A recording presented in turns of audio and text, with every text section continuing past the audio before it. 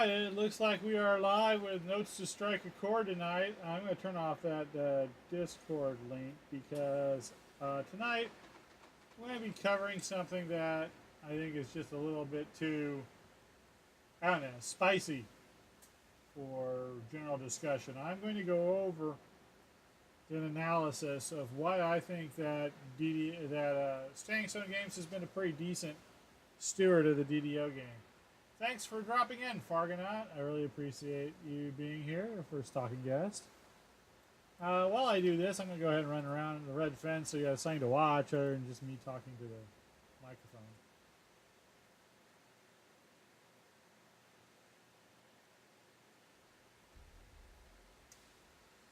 microphone. Okay. Now, really to understand whether or not Standing Stone Games has been a good parent to DDO, we have to. I've already done the Explorer. I've already did it during a past one. Well, we'll just chill stuff. We kind of have to take a look at what other companies do with other licensed properties.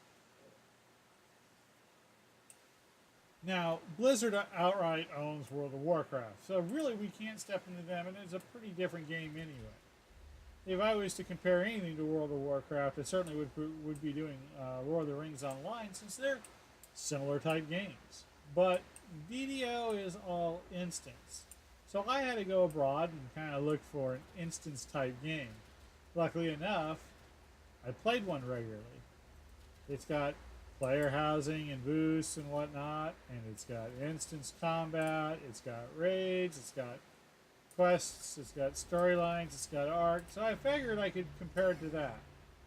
And I'm going to be comparing it to Star Trek Online by Cryptic. Now, when we start the comparison, we just kind of start with what have they done for the fans? What have they done over the course of, the last 9 years? So I went online and I checked for everything they've done after 2010. To make it fair, I went with when Star Trek Online went free to play. They went free to play in March of 2010, about 5 months after Dungeons and Dragons Online did, when the whole freemium thing kind of took off. We got into a lot of things ourselves. Now we're headed more toward loot box generation and microtransactions, and I can't say I'm pleased, but any system, as long as it's not egregious, can work. If your microtransactions are not so micro, obviously not going to be cool. And we'll get to that in a second. So, we're going from March 2010 to the present day. And the first thing we're going to look at is the rate of quest production. And here it's not a very, very, very close contest. Yeah. Dungeons and Dragons Online, since then, just the quest, not the Explorer areas or anything like that, has put out 174 new raids or instances. 174. Now, some people will say, well, that's not a lot. That's a pretty good average. Over 9 years, we're talking about 18 quests a year. Obviously, the years where we have expansion packs are much bigger. Because for that one quarter, we, instead of, 4 or 5, we get dropped 12 or 14 quests. Star Trek Online has, I hate to say this, in the same time generated 84. I'm sorry, 88. I'm sorry, my note is a little bit sloppy. I was writing this at school and disciplining kids at the same time. 88, but that doesn't tell the true story, the true tale of the tape here. Because 12 of those missions were remastered old missions.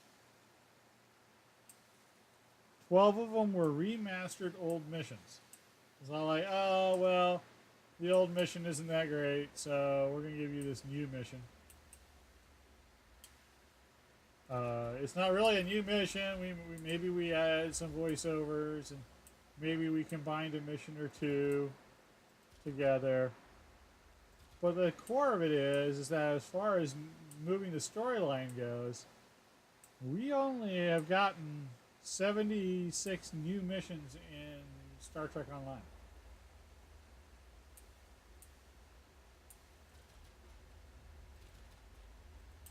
Compare that to, of course, like I said, I've already covered the fact that we've gotten 174 instances.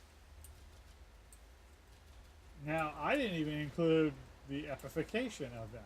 I might be including Necro 4, because that might be on the list because they're different. They're listed differently in some of the packaging. So maybe it's a little low. But I know it's not counting Whiz King or anything like that. So in 10 years, SSG has put out literally more than double the number of new instances, you know, either quests or raids than, say, Cryptic has.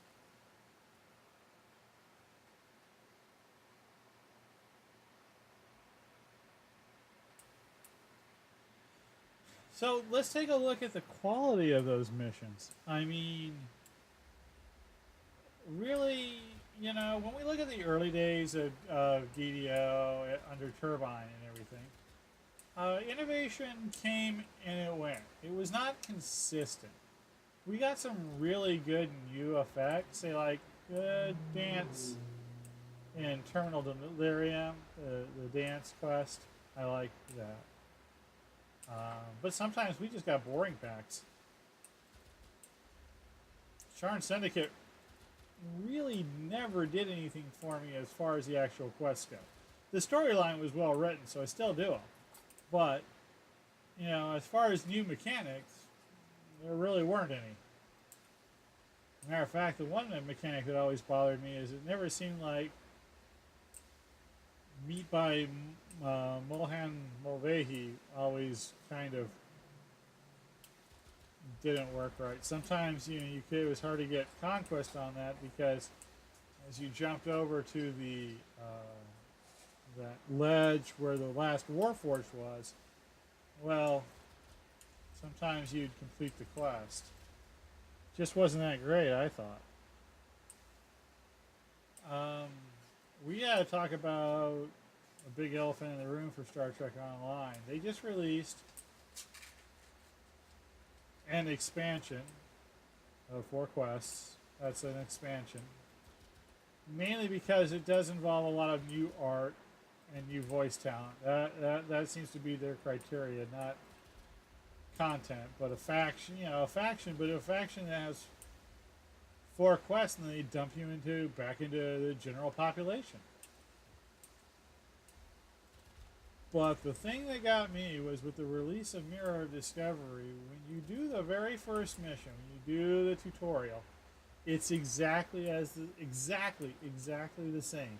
Exactly the same as the 2409 Academy tutorial. So then why should I count that as a new quest? It's exactly the same. I mean, we got a whole new kind of tutorial for the original series parts. Like, why did Discovery get literally the same quest? So you're going to now, it's canon inside of STO that the exact same events happened twice in 175 years. I'm willing to suspend my disbelief, but not quite that far. That's a pretty big chasm for me. So on quest generation, obviously SSG is going to win hands down. I mean, some people may argue about the difficulty, but in all honesty, Cryptic is working with a newer engine with better tools. Tools that they developed, you know, themselves. Wasn't from, you know, 3 generations before. it just didn't seem right. I mean, ugh. I still get a little upset about when I think about it.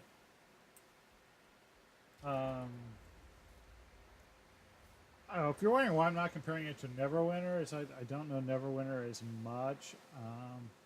I think they've done a little bit better from what I've seen in Neverwinter, but still, um, it doesn't seem like the expansions come as big as DDOs, and certainly the quest generation just is not there as well. It just doesn't seem like there's as much of an update schedule.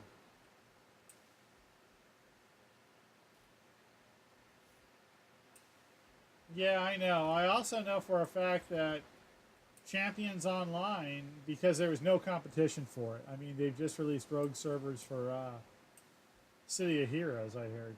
But there was no real competition in the superheroes genre. So I hear they're down to 4 quests a year over on Champions. I mean, it's basically maintenance mode city over there. And, I'm kind of sad to hear that because I thought it was an interesting game. I just didn't have time for a 4th or a 5th game. In all honesty, I kind of wish I'd put more effort into Champions and say the little I did in the Neverwinter. But, STO is still a relative. Well, it's good to compare it even then to STO if the resources are like that. Because Lord knows that over at Standing Stone Games, a little more resources are put into Lord of the Rings Online as opposed to DDO. I mean, it might not be as drastic as a split, but from what I've been led to believe, Lotro kind of pays the bills, and that makes DDO kind of the gravy train. It's all like, hey, the lights are gonna stay on out of Frodo and company, but whatever else money comes in, that's the DDO side. It's all like the whole idea behind Black Friday. You can kind of think about that. Lotro is the base, and DDO is the profit. And the better DDO does, then the higher the profit, and we don't have to cut into the money Lotro makes. Is that still around? I played that for a little while, right? Yeah, I didn't know that the DC. I knew the Marvel one shut down. I thought the DC one got the axe too.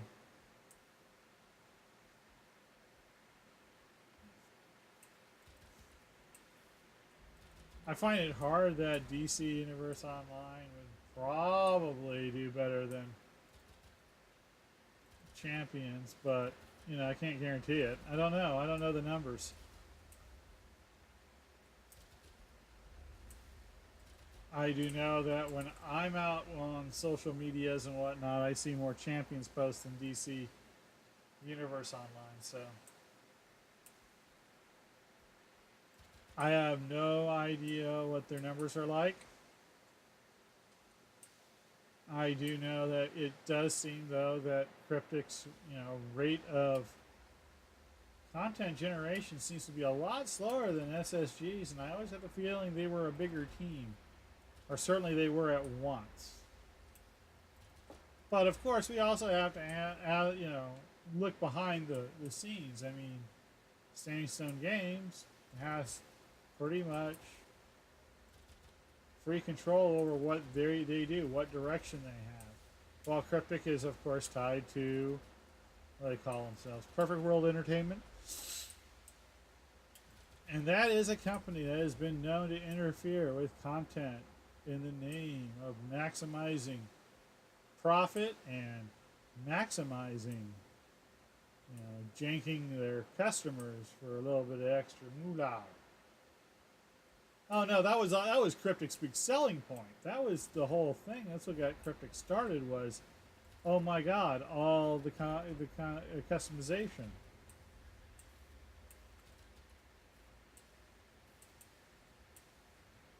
I will give, as far as the engine goes, I will give Cryptic all the mad props it wants for its engine, for the character customization. This is just fantastic. It's amazing what, a year or two can do. Yeah, 2 years. Overall, Star Trek Online is 2 years younger than DDO, and it's amazing what the 2 years have done.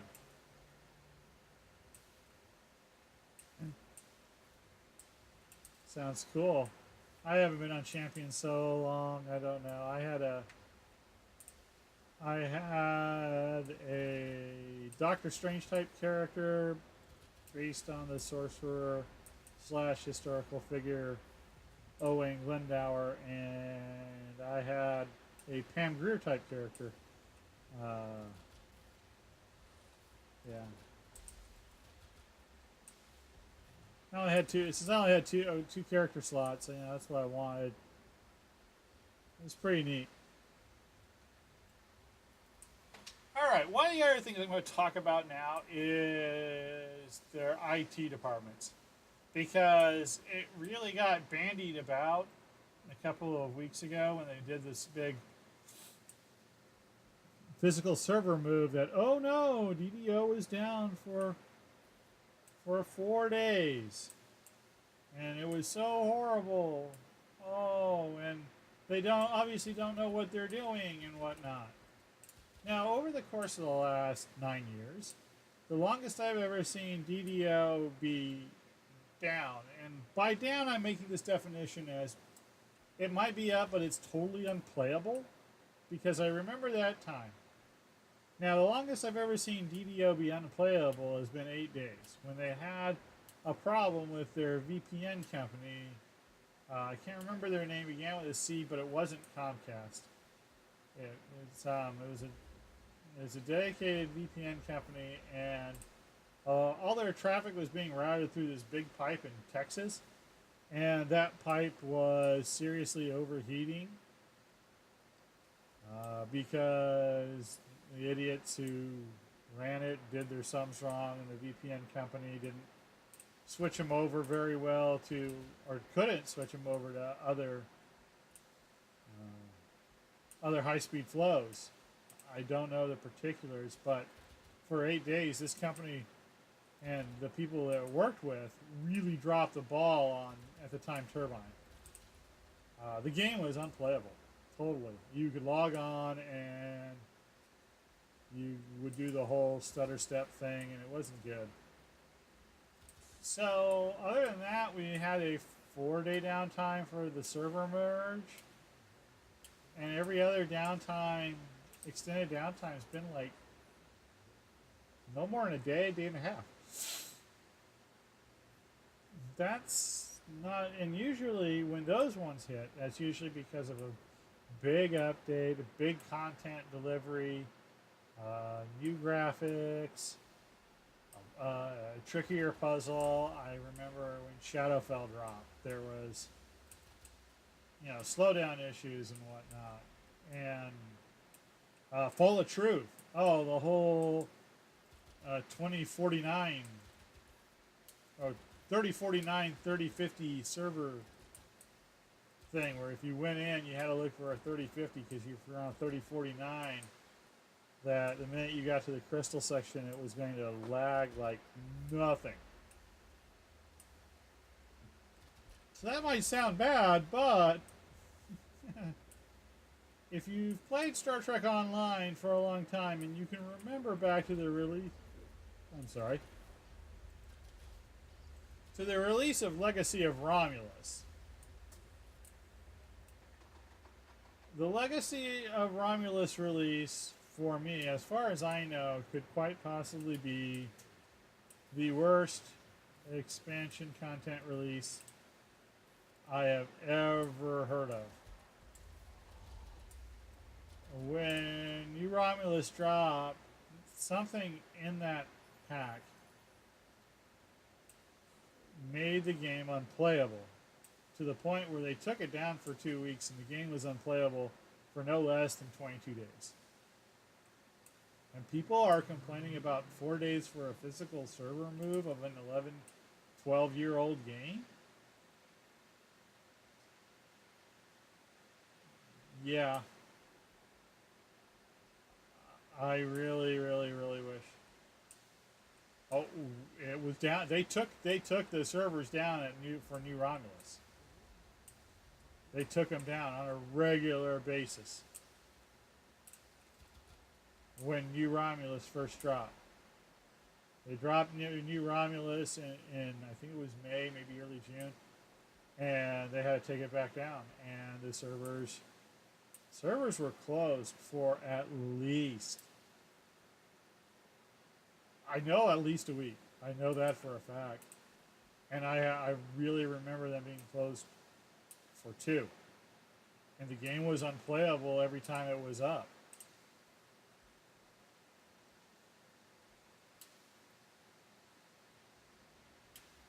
It was a disaster. New Romulus still. I mean, I almost quit the game over New Romulus. Really. Oh, it's gonna be fun shooting all the black puddings.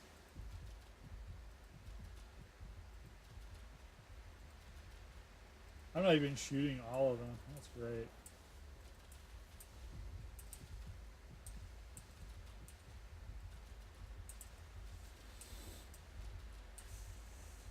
Now, I will say this. Star Trek Online has been very good at staying up since then. They've learned their lesson. They haven't had a really big downtime in a while. They've had a lot of botched releases, but that's just content bugging, and that happens. I'm so harried I can't get out. That's great. I love this.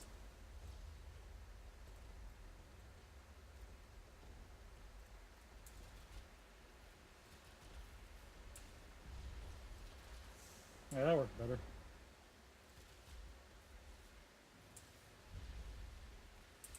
I wonder how many this actually affects.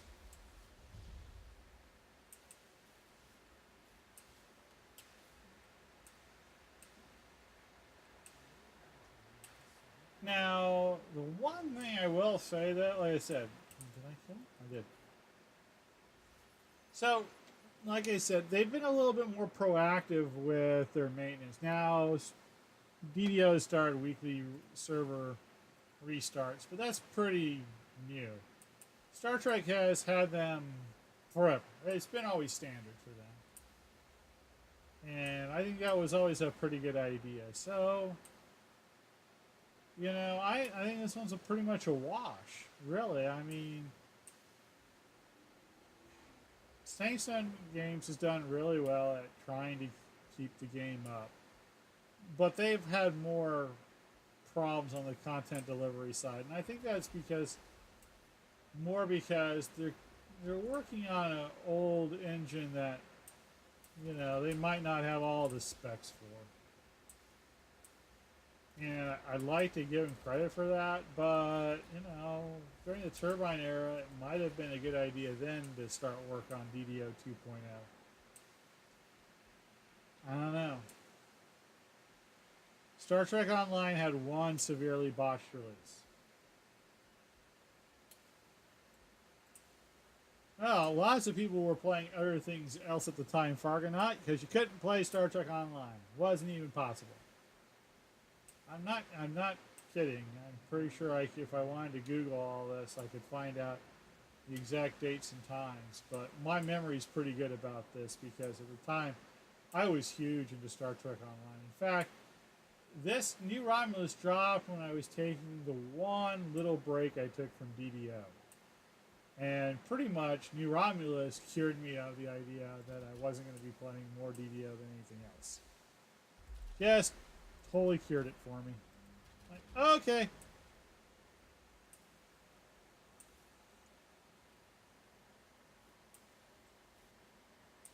Alright, well, now we're going to look at another aspect of the quality of the games. And we're going to look at the idea of guest GMs versus the voice talent. Now, in Star Trek, voice talent is probably a little bit more important as far as named voice talent. You just can't get Joe Schmo off the street. Although I think the lady who did Daenerys and Terrace, those two were really good. I kind of wish they'd bring them back myself, but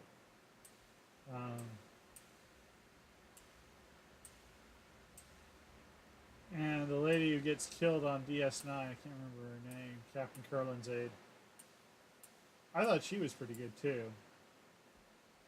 But the thing is even when DDO brings, well, I think it's a question of how it was. See,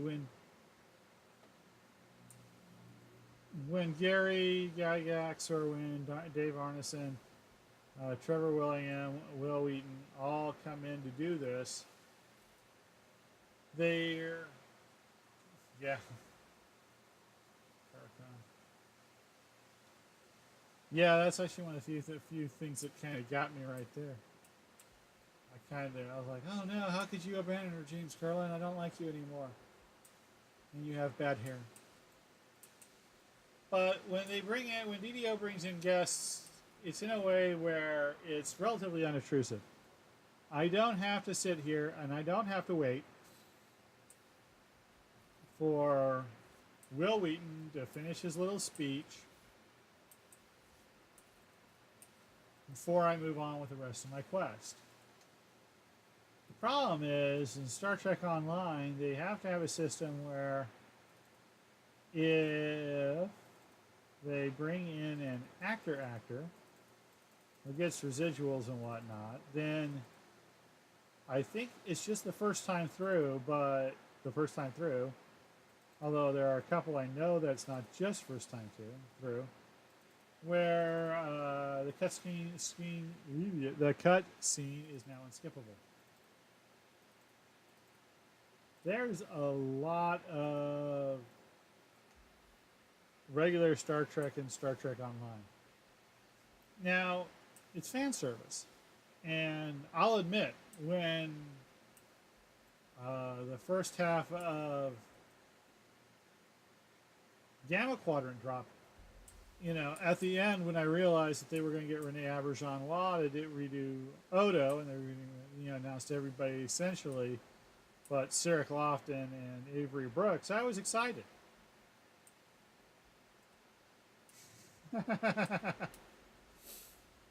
Yes, luckily all the Morn cutscenes are skippable. All the Morn scenes are skippable, and that was really good. I mean, I think that would have killed the game if they hadn't been able to make that deal. But, yes, part of the attraction, especially in recent years of Star Trek Online, is seeing all the old favorites back again. And I do appreciate it. But sometimes,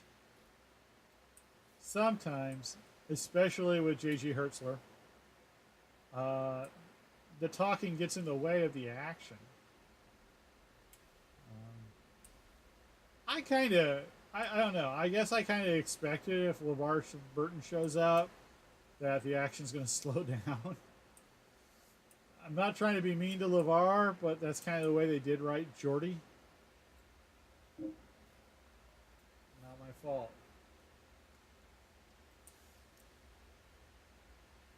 And Geordi does get, the short end of the stick a lot. But, there's the idea that I'm playing a game, and if I have to stop my game to watch even a short movie, and some of these are short movies, some of these are good, 3-4 minute chunks. I don't care how good they are. I really don't.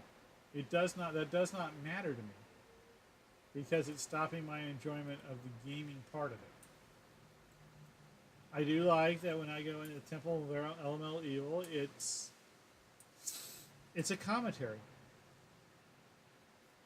I do like that when I go into Delira, it's Gary Gygax just kind of reading me the adventure module, and That saves me time because they don't have to put in cookies to explain to me what's going on, and I don't have to sit there and read. And I love to read, and I'm a fast reader, but I just enjoy being able to run and listening, like the DM, listening to the DM. Tell me as I'm going through it, and I don't have to slow down. Sometimes I get them to cut off. That's kind of a big problem in Menace to the Underdark. All too often, you'll be running through, say, Lost Thread. And there's a place where I can do it now so fast on a level 30 character, even if I'm taking my time, that I'll have one start and it'll clip, then the second one will start and it'll clip, and I only hear the third. I kind of have to pace myself to hear one of my favorite lines, "Stupid Tauren." I have to have that. Tauren is stupid. For a while there, I had my notification sound on my phone, but it got too distracting for hanging around the kids. And junior high schoolers is who I'm doing right now, and you can't do that.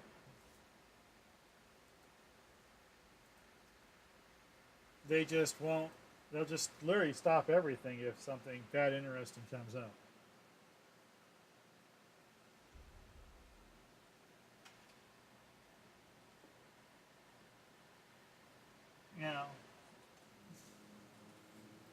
The emphasis being put on that.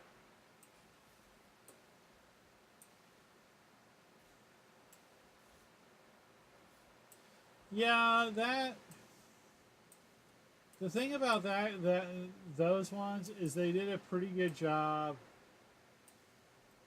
Well, see, the whole thing was it was all so Yar focused that they could just do a thing on Yar really quick, and you got the meat of it. It was really good. The remaster is not all bad. Don't get me wrong, but it doesn't count as totally new content either. But getting Denise Crosby back as Selah, it really, I'll admit, I didn't like the fact that all the quests were simply redone quests, but I did appreciate how Selah, the introduction, the way they put in Selah, actually did make those quests flow smoother. They still have one of the Romulan mission ones that are just garbage, but at least you only have to do it if you're playing a Romulan. So, it only sucks to be a Romulan.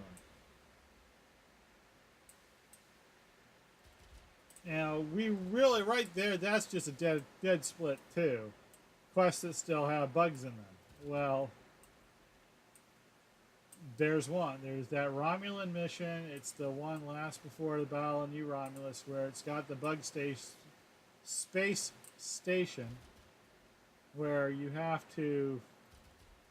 You're supposed to get allies, but your allies die quick. They get swarmed. You're horribly out of position, and now you have to fight 9 relatively elite waves, and it's just no good.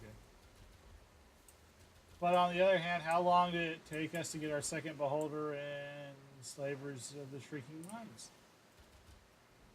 It took a long time. It's there now. You can go down there and find it. You can actually complete that optional.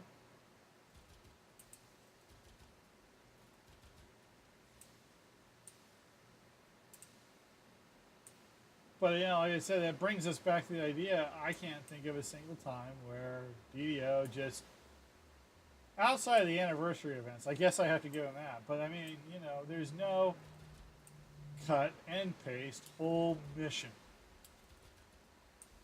like there was. I mean, that was, I'm going to harp on that a little bit because it was offensive. And if DDO does that, well, I'm going to be pretty hot. I mean, it's not even for silly like the anniversary event or the Maybar event. That's just all like, hey, we're kind of like dressing up our place. And that's fine. But we're talking about a whole new tutorial for a whole new faction. Ugh.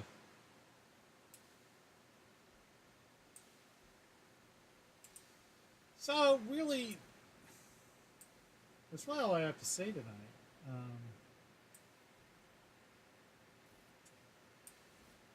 Uh,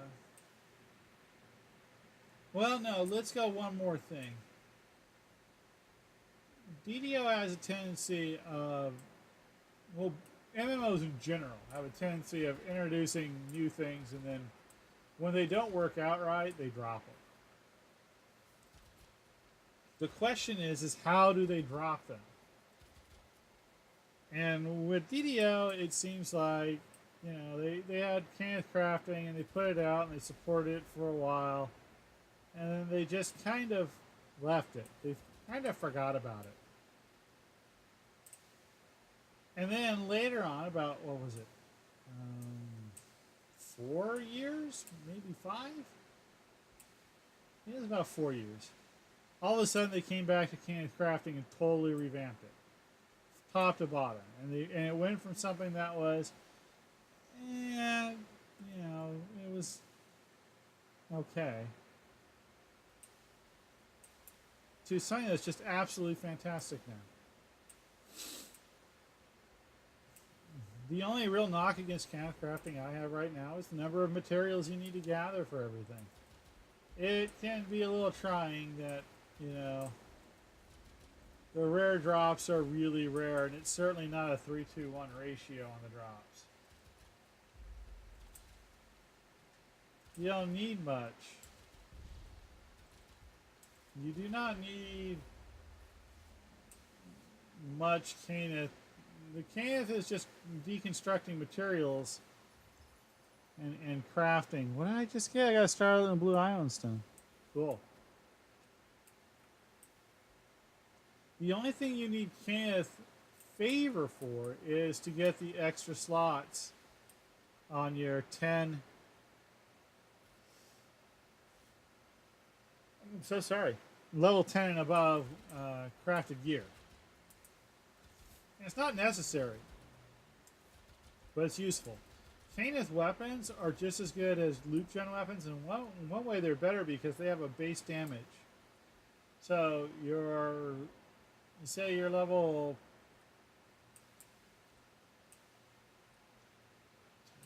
10 weapon is going to have 2 3d6 base damage modifiers. While on a loot gen weapon, you're going to get a 3d6 based damage modifier and then one based on critical hits.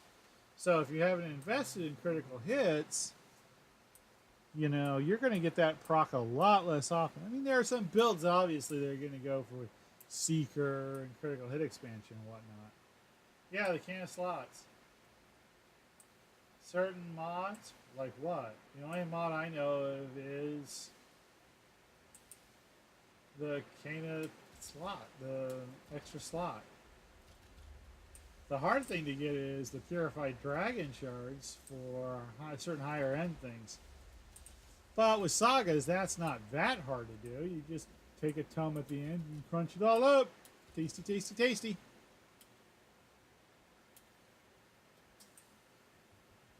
Oh, you're talking about, yeah, okay, I'm sorry, my bad.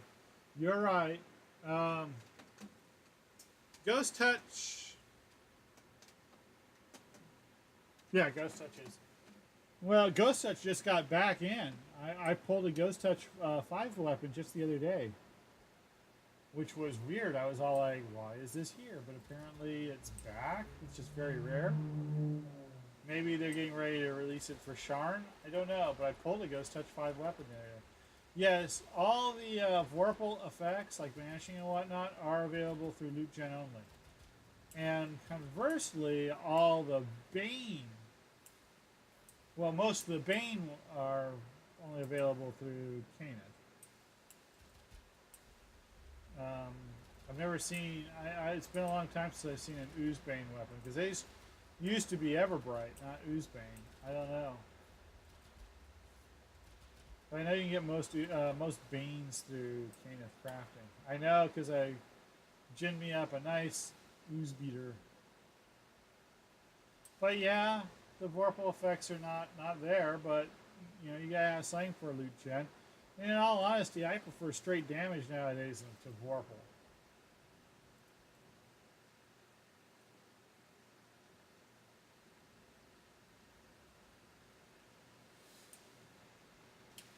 Vorpal is not the king it used to be. I wish they would. I wish they'd make Sovereign Vorpal the standard Vorpal. London 100.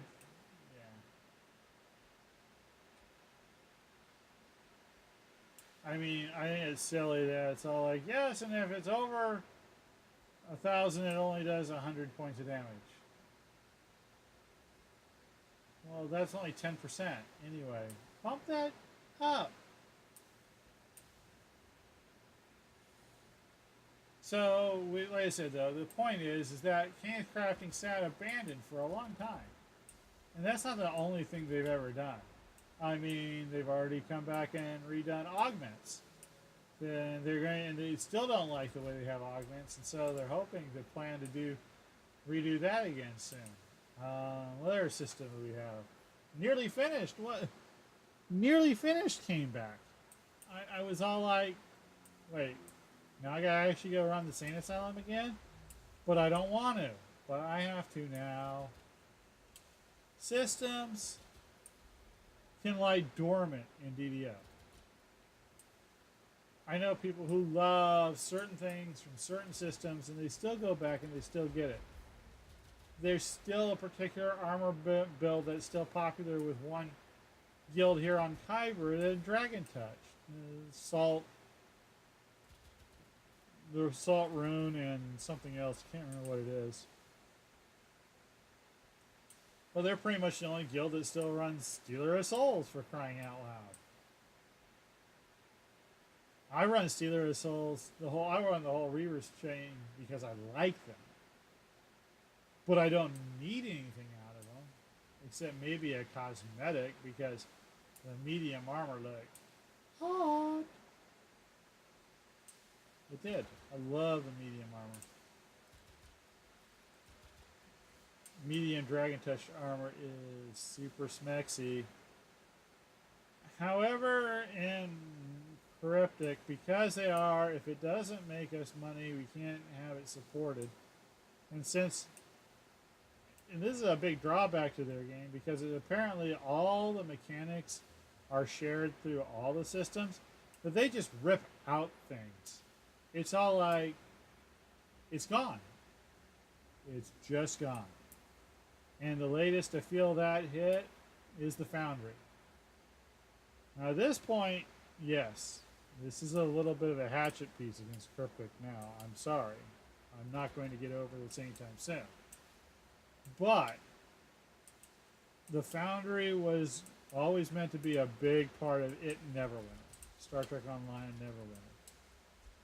But then, soon after its implementation, they fired the guys that were in charge of it.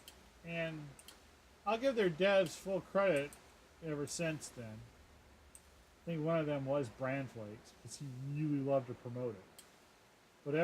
So we'll go back to whenever Brand Flakes left. That was 2012, guys. They put in 7 years of doing their best to try to keep the Foundry fully integrated.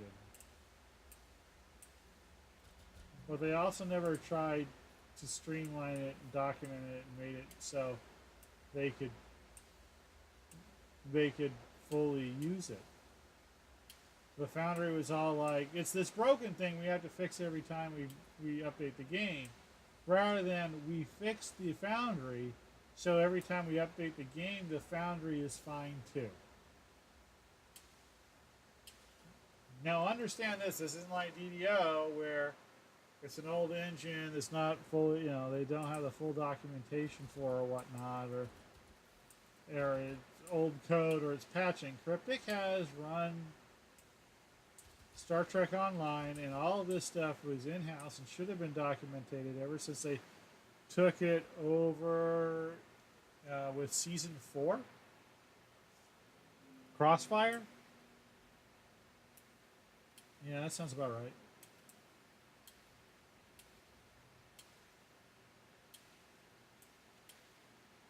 And so the Foundry was a wholly owned piece of Cryptic's thing, except they just, the two guys who did it were deemed extraneous without realizing they were in charge of this big thing that was allowing them to. I mean, if the foundry was still up and they were still doing spotlighted missions, it would ease the fact that they've only put out 76 instances in the last 9 years.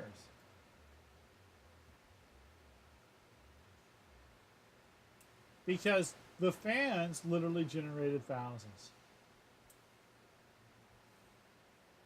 Now, on my website, www.cavaliercavalry.com, if you go to my Star Trek Online page,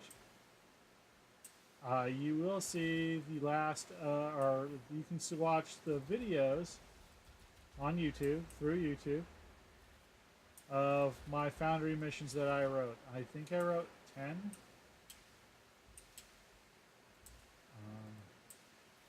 And one of them was spotlighted. I was lucky enough to get a spotlighted mission, 404 error, Admiral not found. And the only way you can see it now is through the miracle of YouTube. You can't play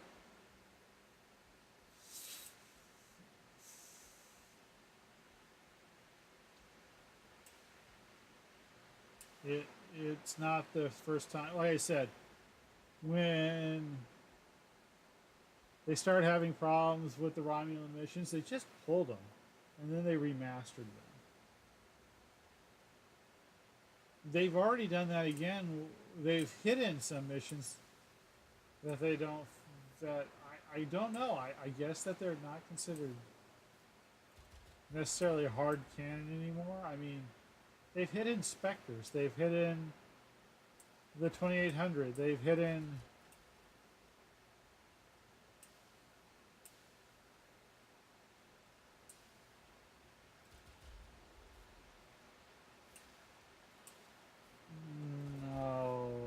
the other one.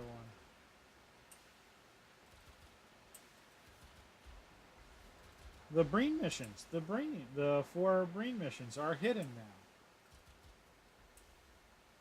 They're not directly accessed through episodes. And it almost seems from time to time that Cryptic has become a little ashamed of its game. I don't know. But when things go wrong or things are abandoned in Cryptic, they don't linger. They're axed. The Genesis system. I mean, this was the day one selling point of Star Trek Online. Exploration zones. Gone.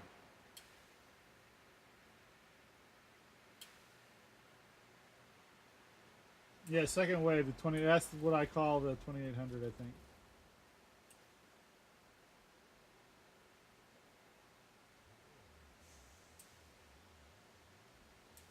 Hey, the dragon.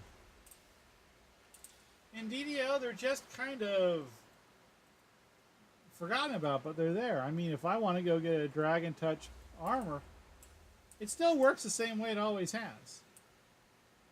Right now, DDO's biggest and longest problem is unarmed TOD rings, the monk sets. They still don't work.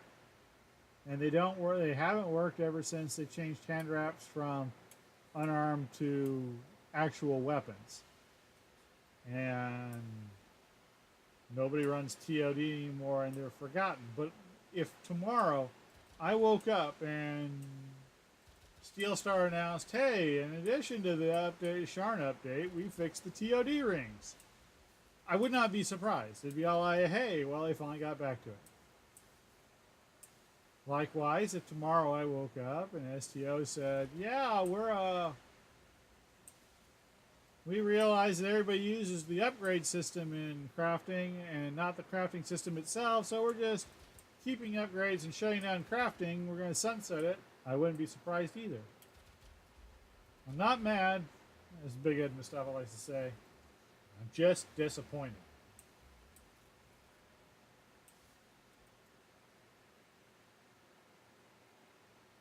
So yeah, I do have a bone to pick with cryptic. But that aside, we can just take a look at how well, and I get it. And Standing Stone Games has more freedom with what they do with their property than Cryptic does. I totally get that. That being said, maybe that was a problem for CBS when they decided to go with Cryptic to develop the Star Trek property. They knew, well, at first it was attached to Atari, and everybody knew how Atari was going. It just seemed like a bad idea for the property. Wizards made the right choice with protecting their property with going with First Turbine and now Standing Stone Games. And I understand that there's a little bit more money on the Neverwinter side, so picking Cryptic was not the worst idea, but like I said, it's just so much better in terms of, who's done more with what, or who's done more with less. Or these questions are not, they're not debatable. SSG has done more with less. And not only done more with less, but they've done more with less, and they've done more. It's not been like, hey, if SSG had done 87 instances, and so had Cryptic, well, Cryptic had more backing, had a bigger IP, had more support. Hey, Rolona. So is this a hatchet piece? Yes and no. Yes, because I am terrifically upset about content removal. That's like my biggest pet peeve. Unless it breaks the game to a point, you've put in this new system and that system's used in 18 new quests and it breaks one. Well, you know what? Maybe I can get over it. In all honesty, I can see why they didn't, because Cryptic would also want to bring over their other two games. And Champions would not have been a bad thing, but I can't see CBS then dealing with Hasbro, Wizards of the Coast, whatever, for the Neverwinter rights.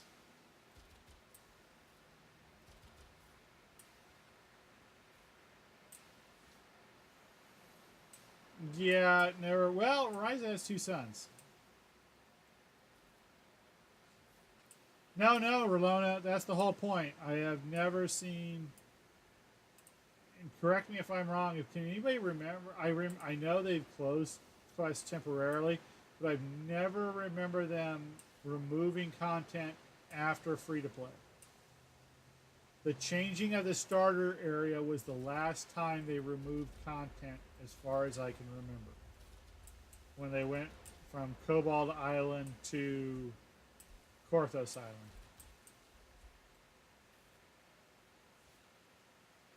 I don't have all the answers, but can anyone tell me a quest they've outright killed after it was released?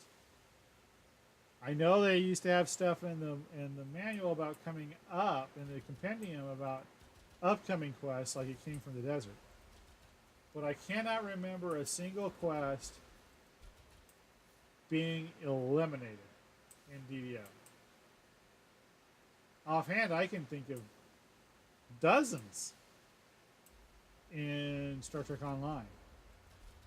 My least favorite one was the long version of the Breach. I loved Long Breach.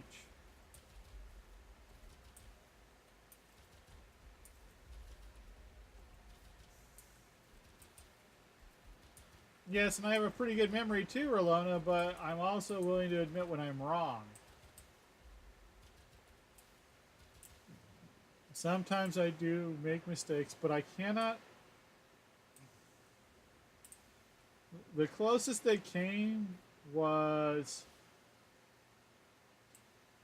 I think the no, not even then. You know, Black Lock, they just fixed the problem.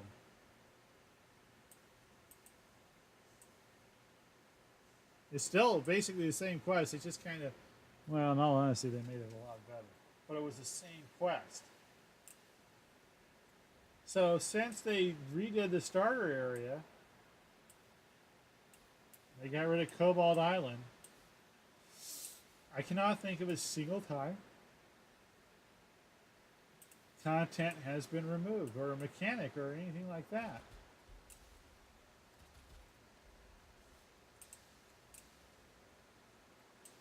Green Steel works as Green Steel always did.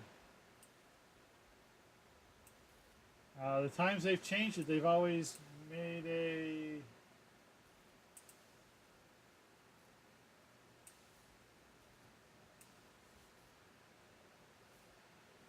They made anti-protons. What is it about anti-proton that hurts your eyes? I'm willing to hear this. I know that after season... Well, let's see. Just before Legacy of the Wrong... No, just before or just after? 10.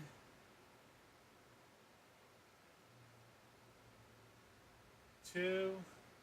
7. So it's been 2012. Oh, really? It's just the red? I get car sick in red interiors, so I totally understand that. Red's not a great color for me either. So whatever was released 7 years ago, they also doubled. They doubled the textures in the game. They doubled in size, which means they were 4 times in size because they're square. And therefore, I suddenly was unable to play it with the computer I have stored.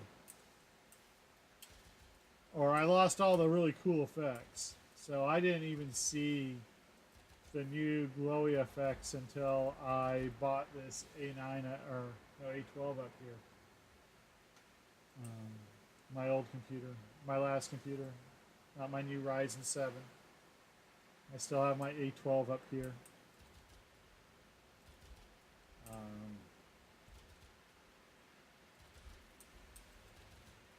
And I also wonder when they added the colony, the colony with the Agents of Yesterday. I kind of wonder if maybe there was another graphical increase. Maybe not textures.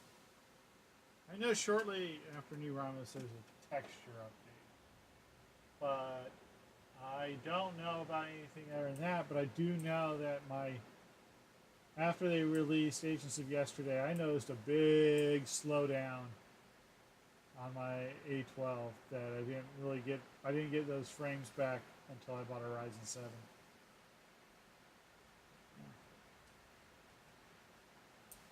So I kind of wonder if there's something going on there. Where did he come from? He killed everything over here.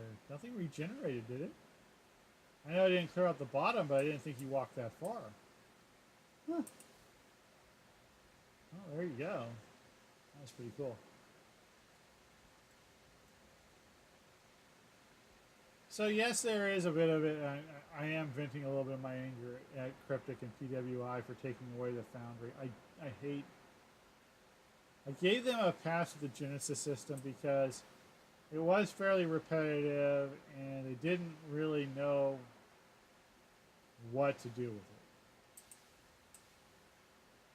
But the Foundry didn't need that for them to know what to do with. That was for the players to decide. And you got everything from absolute stupidity. Admiral Bobo goes to war. Is at the same time the stupidest mission I've ever played. But it's so over the top, I had to play it. I mean, just once you have to play Admiral Bobo goes to war. I tried writing comedy myself with Klingon Fried Tribble.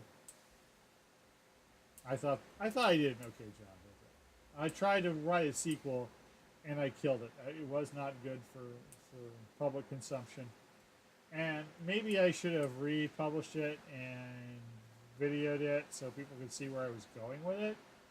But I just didn't have the time, so it's not lost forever. I was kind of trying to do you were interfering with an investigation, and I was trying to do the whole Law and Order Jerry Orbach makes fun of the dead bodies things. It just didn't work out. Just didn't come off as funny.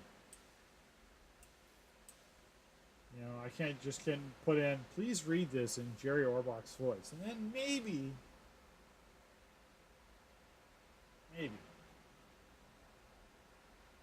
But on the other hand, it also is a celebration of how good we really have it. When we get content updates, we get content updates. We get real content updates. We get 4 quests when we get an expansion. They're pretty big. Ravenloft was not small. From what I've been reading and what I've been hearing, Sharn is not going to be small. We're getting true value. And the game keeps growing. You know, it's impressive that a game that is, what are we, 12th, 13th year, 13th anniversary? 13 years old is still getting a major expansion. And even though I don't have the character customization that I do in Star Trek Online, I have enough to make me happy to appreciate really how good this world looks. When I took a look at Sharn last summer, I got a chance to go through the books and see the artwork and see what an awesome job the development team did in really capturing the feel of what Eberron was. You know, this is a perfect example of the combination of Eberron building types and the giant wilderness that is supposed to be Stormreach, the Lord's March banked up against one of the old giant walls. I wish you could afford Sharn too, Farga. We had set aside the money before I got fired, so we were able to buy it, but it literally was our last major purchase for this entire year. And in fact, I'm slowing down in work again, and this is going to be the first year where I'm going to have to go out and try to find a summer job. And I'm trying to find a permanent job. It's just that's the way it's got to be. Just the way it's got to be. You know, I wish that streaming could make up the bills, but it doesn't. I'm trying to make a go out of it, but what can I do? There's only so much I can do. I tried variety streaming, but it really comes down to the fact that I really only get engagement with DDO. So I'm concentrating on that. And I'm glad to see people here. I'm glad to see you're here every week. Glad to see Rolona drop in. I'm glad to see Trilogy drop in most weeks. Even my lurkers, Cog Whistle and Apricot Grapefruit, they might be bots, but you know, they're probably follow bots, and therefore somebody's got to know that I exist out here every Wednesday. And so I appreciate that. And then, of course, Bard Life. I'm trying to do more. And if the summer I can't get a summer job, I'm going to have to do more. And that's why I started to strike a chord. So I'm going to have another talk show where I dive into the mechanics of things. But for tonight, I'm pretty sure we can wrap up with the idea that, yes, Standing Stone Games has done a phenomenal job with the property. It's not the slickest looking game. I know. I argue a lot of people with Neverwinter. I think Neverwinter looks like plastic. The world looks like plastic. I know they were joking about the beige filter, but I can see it in DDO even if you remove the beige filter. And I think they might already have. I'm not too sure, but I think they have. This, it just feels. I don't want to say realistic, but this feels like the Lord of the Rings movies by Peter Jackson, and Neverwinter feels like the Rankin Bass movies. And don't get me wrong, I love the Rankin Bass movies, but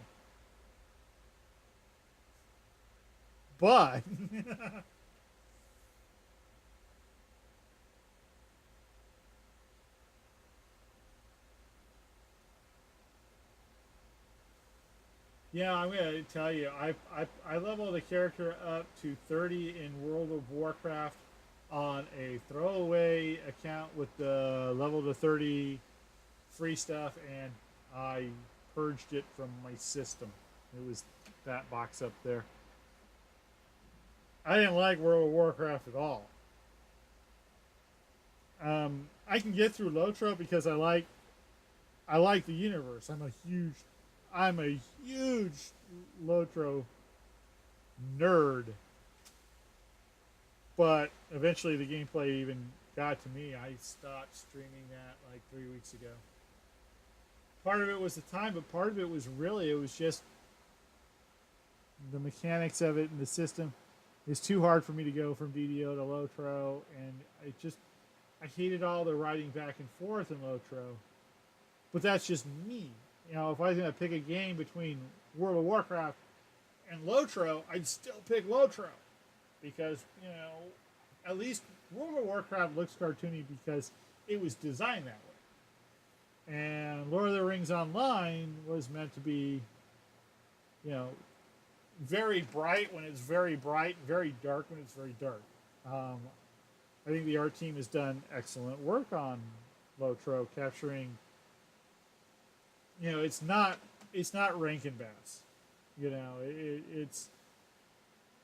It's not ultra realistic, but it's not. I think some of the parts is because they do have to have it bright enough that you can find your way through. So maybe Moria is not as dark as Moria needs to be. But the other problem is that the Shire does not feel as shirey because of scaling. They can't make a one-for-one representation of Middle Earth, or the writing problem would be worse. Could you, yeah, a one-to-one scale, and see that kind of. I'm too much into maps and cartography and whatnot that I think maybe that was a little bit of my cognitive dissonance, I guess. I think the areas where I was strongest with were the ones that were never really featured. So once I got out of the Shire, I felt the Lone Lands and the Trollshaws were really good at kind of capturing the feel of Middle Earth. I thought Evandin was excellent. And I thought maybe Moria was just big enough. I mean, Moria was huge. But that's neither here nor there. It's here, we're in Everon. And so I am so looking forward to Sharn. I think that even if all you get to do is go into the public areas, it will be inspiring.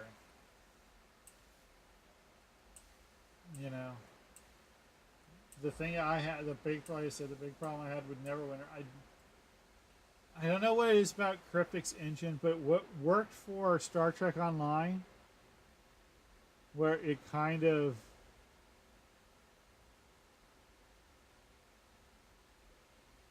I don't know. I guess it's like when you look at the J.J. Abrams movies and everything's all slick and clean. Yeah, the lens flare thing's neither here nor there, but I mean, that kind of look translated well for Star Trek. But when I look at Neverwinter, everything looks It looks like the streets are paved with Legos. Let's put it that way. It almost looks like a Lego city. That's actually a really good explanation. You know, I don't mind bright medieval colors. They existed. But there's just this sheen on everything that was like, but that's not paint. That's not medieval bright paint. That was made in a Dutch factory.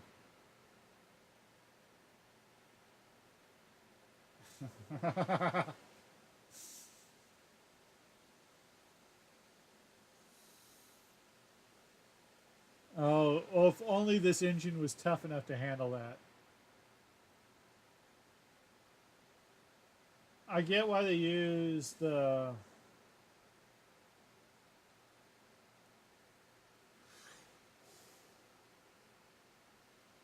idea of the planes here as we go between, you know, we go between the rift and we go through the mist, but it would have been so interesting to have the transfers between Ravenloft and Eberron and Forgotten Realms be done through Spelljammer. That would have been fantastic. But then that's the direction it had to go. I mean, we would have been left with the core of Eberron, and then after the transfer and whatnot. I mean, because originally they only had the rights to Eberron until TSR made that big push 2012-ish, where they really wanted. That's not where I thought it was. And they wanted to have, you know, the year of D&D, the Forgotten Realms was the big push and whatnot. The return, what was it called? The Spellblight was the big story in Forgotten Realms, which was all, you know, part and parcel with Elminster and Lolth and whatnot. So,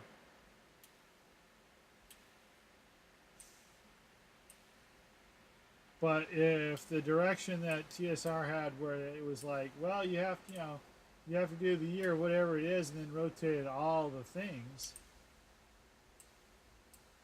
rotated all the universes, then, you know, we'd be spell jamming to Kryn or Greyhawk or Blackmoor. I really do appreciate the respect shown to the property by both companies. You know, for a while, it seemed at one point or another both of them had lost their way. But, you know, I will point out this because I don't think I pointed out before, but it's the Sharn expansion. This is the perfect year for the Sharn expansion for DDO. DDO turned 13 this year, and Eberron and Eberron started with the idea of a baker's dozen, and for that, mad props. Mad props. So I'm certainly going to enjoy the 13th year of DDO as long as I can. All right, guys, I think I said my piece. So with that, I'm going to close out the stream. Yeah. I was 4th doing the lits. Copy. Redo the morning in the Forgotten Realms. Yeah. Well, sometimes it happens. You know, when I do my own. Oh, I just dropped some friends. Anyway, I'm also going to be doing things like Easter eggs and whatnot in later editions, and so with that, you know, we'll see where kind of DDO even repeats itself. But yeah, I know TSR was milking the old grognards for. Yeah, in all honesty, that's the big problem I have with a lot of D&D stuff. They did the same thing with Kryn, Dragonlance. I mean, the War of the Souls just could quite. I love Margaret Weiss, I think she's a wonderful lady. I've never met Tracy Hickman, but I've appreciated his writing. But the War of the Souls books were god awful. And it's not because of their writing. Their writing was still up to snuff, but the plot itself was garbage. I couldn't have got one. I don't see how they got one book out of it, let alone four. And after I read the four, I asked myself, why did they even think about one? And the whole Fizzman Paladine becoming mortal, the balance of scales. Well, I get that, but it's sometimes decisions are made that are just bad. I like the second series of Legends. I like the story of how Raceland tried to kill the goddess and Karaman had to stop him. I thought those were real interesting. The biggest problem I had with the first set of Dragonlance books, of course, is the fact that they were written to sell the modules in between. So if you look at them, they're all separated into two parts. So there's a part 1, a part 2, 3, 4, 5, and 6. But then you realize that there's the module goes before part 1. There's a module that tells the story between 1 and 2. There's a module that tells the story between 2 and 3. And you're supposed to go out and role play these modules that have been written too. So it's a lot. If you want the whole story, you got pay them more money. I mean, it was a brilliant way to sucker people out of their money. Don't get me wrong. But at the time, I wasn't playing, and I was only interested in the story, and I felt a little ripped off. Still kind of do. I still don't play a whole lot of tabletop D&D, and that's because I've tried, and I'm a horrible DM. One day, maybe I'll get back into playing, but yeah, not right now. All right, then. So is SSG a good steward? The conclusion I make is yes. They've done a wonderful job. Why is most DL fans never have their own characters from there? Is that why? I don't know. I always had my when I played in Greyhawk. I played in Kryn, and my Kryn characters were from Kryn. And I've always wanted the Atlas of Kryn, and it's expensive, and no one's scanned it, and I can't find it anywhere, and I would love to have it. Part of it is the lady who made it died. She died very young. She did the Atlas of Middle-earth, which is fantastic. Her name's Karen Widden-Fonstad. If you ever get the chance to pick up her books, do so. They're awesome. But, you know, you have to understand TSRs in the business of selling modules and making money. And it hadn't changed when they went to Wizard of the Coast. And now that all that's owned by Hasbro, it sure as heck isn't going to change. So, you know, as long as they keep the license out for Standing Stone, I'm going to at least appreciate that part of it. You know, and the fact that they did put a little bit of money into Eberron this year. You know, new Eberron books. I mean, that was really good.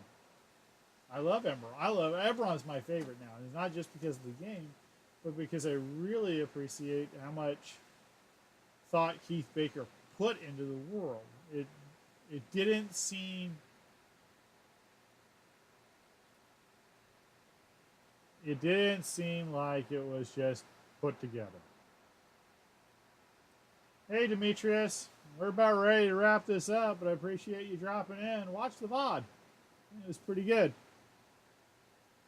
I'm probably getting a little quiet because I'm probably fading a little bit out. Yeah, it starts at 7. Goes to, well, I'm already 14 minutes over what I planned. Anyway, guys, I do have to go. And with that, I wish everybody peace and good questing. And we'll see you on Saturday for Bard Life at 5 p.m. and next Wednesday for Notes to Strike a Chord here on Doug Lindauer. Next Wednesday at 7 p.m. Pacific. Have a great night.